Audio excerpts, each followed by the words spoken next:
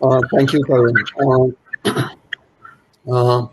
Uh, Thank you for that introduction. I'm just an engineer who builds things, and I'm trying to be a teacher.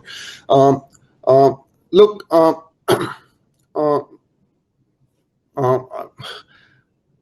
I actually started my cloud journey a decade back. In fact, this is the 14th year, and when I started that particular journey.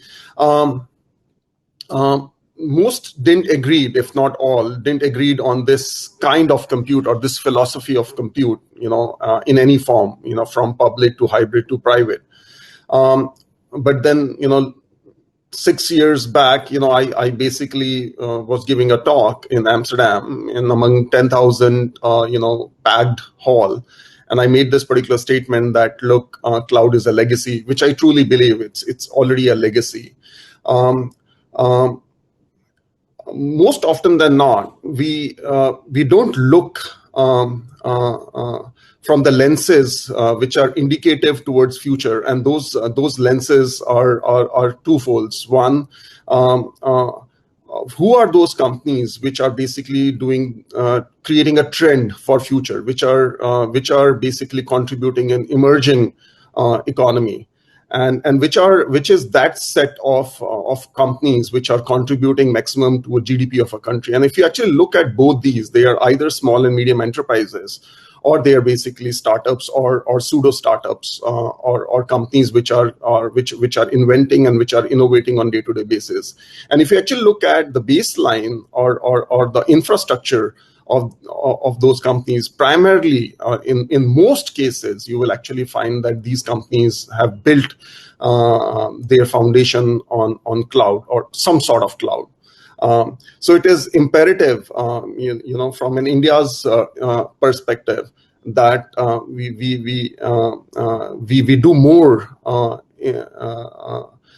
in terms of using cloud for enhancing profitability of our business and creating better companies with brighter future. That's critical.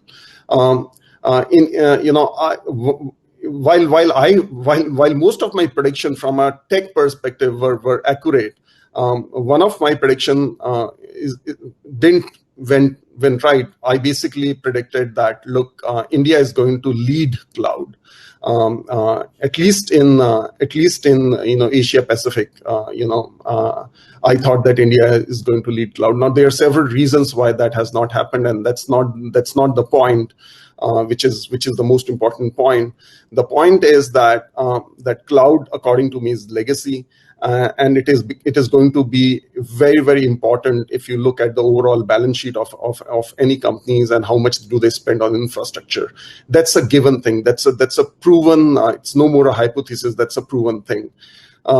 There are two elements, which are very, very important for future of most companies. One element is artificial intelligence is going to be mainstream, in any form, ranging from machine learning to deep learning.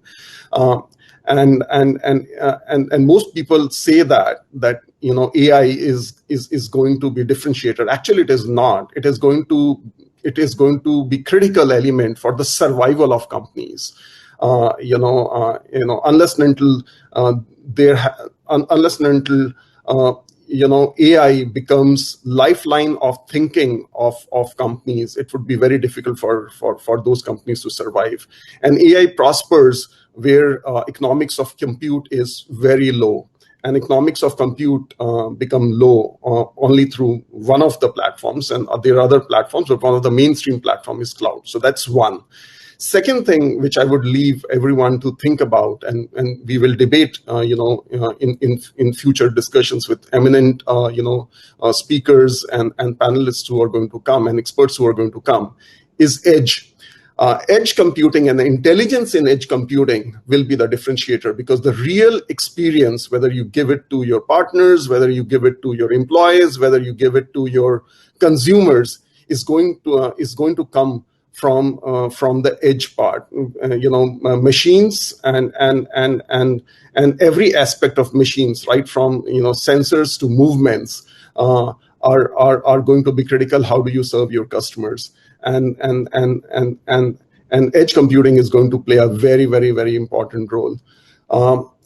Now, look, a lot of people basically, ask me, Ravi, which cloud is good, which cloud is not good. That's actually not material. Even if you look at, and these are not recommendations per se, but even if you look at the most familiar names, they have their own remarkable journey. If you look at Google, they have been very successful in SME and creating an impact in SME. If you look at AWS, remarkable use cases in space and aerospace. If you actually look at Microsoft, remarkable work which they have done in IoT space in using cloud computing. If you look at Adobe, the creative and the ecosystem of creative, what Adobe has done on their cloud is remarkable, and a lot of consumers and customers have utilized it. And there's so many companies. There are so many companies who are doing that, and these companies will continue to emerge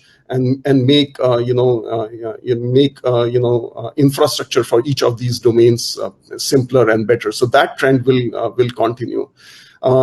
One of the other question, and I'll stop after that, and which people ask me, what are the typical mistakes which happen when you actually create a cloud? Creating cloud is actually not a very difficult thing now, given the tools and techniques what we have, and expertise is still not to a standard which I would like, but there is enough expertise in market.